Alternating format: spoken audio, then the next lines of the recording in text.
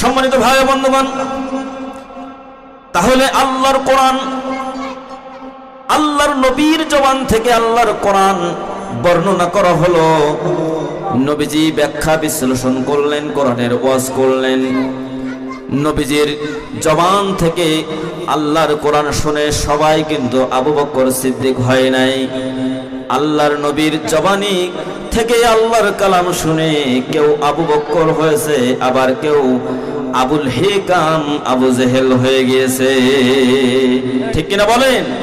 এই জন্য আমাদের এই সমাজে অসংখ্য অগণিত রাজধানীতে শুরু করে প্রত্যন্ত অঞ্চল পর্যন্ত কত আল্লাহর কোরআনের মাহফিল, কত ওয়াজ মাহফিল, তাফসীর মাহফিল, সিরাত মাহফিল, সেমিনার, সিম্পোজিয়াম, কত অনুষ্ঠান হচ্ছে। দুঃখজনক হলেও সত্য, মানুষের পরিবর্তন কেন হচ্ছে না? অথচ এই কোরআন এই পৃথিবীতে এসেছে মানুষের খাসিয়াতকে, মানুষের অভ্যাসকে পরিণত করে শয়তানের গোলামি থেকে মুখ ফিরিয়ে আল্লাহর গোলাম বানানোর জন্য এই পৃথিবীতে আল্লাহর কোরআন এসেছে। যারা বলেন সুবহানাল্লাহ। সম্মানিত ভাই বন্ধুগণ, গভীর মনোযোগ আকর্ষণ করছি।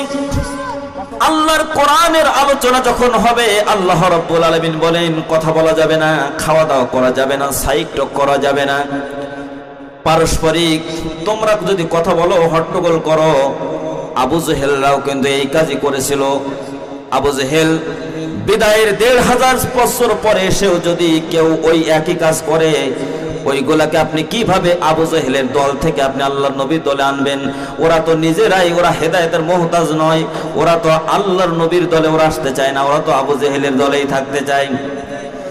সম্মানিত ভাই বন্ধুগণ, আল্লাহ রাব্বুল আলামিন সূরা আরাফের ২০৪ নম্বর আয়াতে আল্লাহ পাক বলেন, যখন কোরআনের আলোচনা হবে খেয়াল করে শোনো, ওয়াইযা কুরিয়াল কুরআনু ফাসতামিউ লাহু ওয়া আনসিতু লাআল্লাকুম তুরহামুন। জোরে জোরে বলেন আল্লাহু আকবার।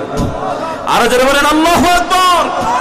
আল্লাহ পাক বলছেন, যখন কোরআনুল কারীমের তেলাওয়াত হবে, কোরআনুল কারীমের আলোচনা হবে, ব্যাখ্যা বিশ্লেষণ হবে, ওয়াজ হবে, নসিহত হবে, তখন তোমাদের কাজ হচ্ছে দুইটা। জোরে বলেন কয়টা? আরো জোরে বলেন কয়টা? নাম্বার 1 হচ্ছে তোমরা তখন চুপ থাকবে। চুপ করে দিলের যে কান আছে সেই কান দিয়ে তোমরা শ্রবণ করতে থাকবে, পারস্পরিক কথা বলবে না। যদি তোমরা এই কোয়ালিটি অর্জন করতে পারো, তাহলে তোমরা আল্লাহ পাকের রহমত প্রাপ্ত বান্দাদের দলভুক্ত হয়ে যাবে। জোরে বলেন সুবহানাল্লাহ। আল্লাহর কোরআনের মাহফিল পৃথিবীর